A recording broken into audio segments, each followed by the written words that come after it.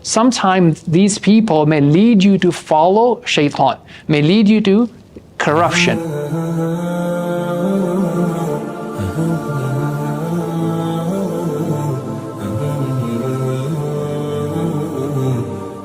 واذكروا الله في أيام معدودات فمن تعجل في يومين فلا إثم عليه ومن تأخر فلا إثم عليه لمن اتقى واتقوا الله واعلموا أنكم إليه تحشرون.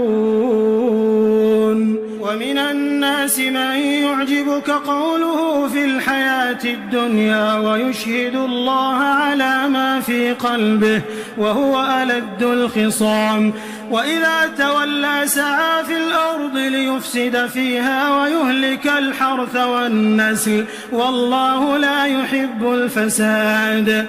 وإذا قيل له اتق الله أخذته العزة بالإثم فحسبه جهنم ولبئس المهاد.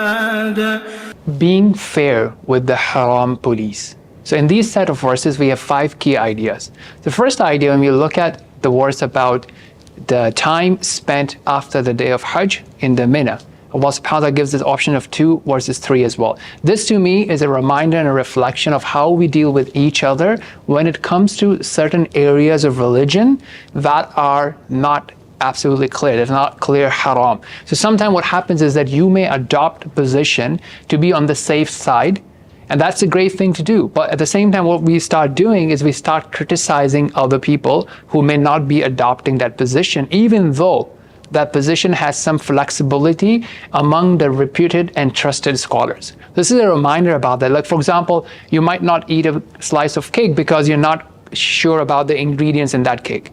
But that's fine and that's great and you're rewarded for it. But if you go about and then saying everyone else that's eating from that cake is actually consuming haram, then that's a dangerous thing. Because is it haram? Are you sure about it? Are you certain about it? Or are you just taking a precautionary measure? The second thing we learn here is a reminder from Allah subhanahu wa ta'ala about adopting the taqwa of Allah subhanahu wa ta'ala regardless of which situation you are in.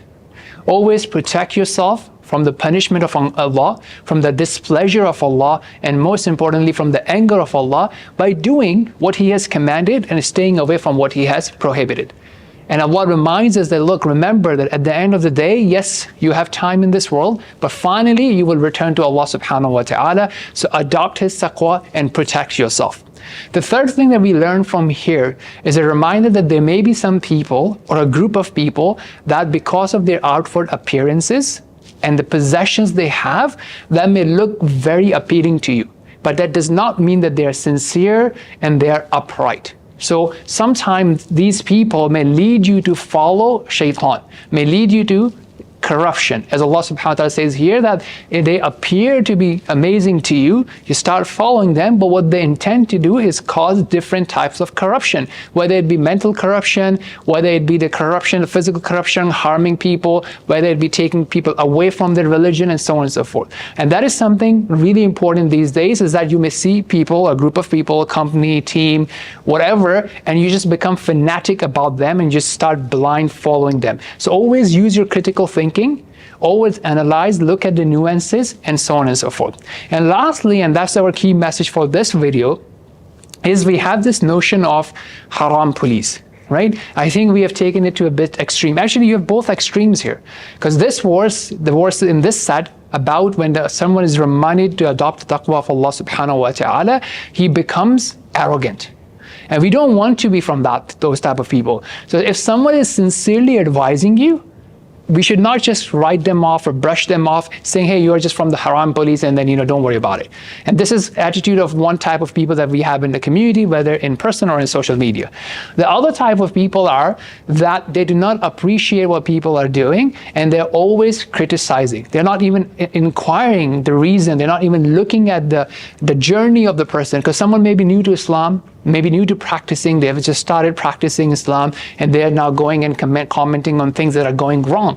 So they have adopted one thing and they're going on criticizing about their beard or their hijab or this and that. That is one extreme, and that is wrong, absolutely. But at the same time, we also have the other extreme who, when they are advised about a serious matter that they're doing wrong, they would just say, oh, you're from the Haram police. Okay, so this is just like, okay, this is not important to me. I'm going to ignore that. I'll just continue doing what I'm doing. So we have to be careful about both extremes. Hope that was beneficial. We'll see you in the next one.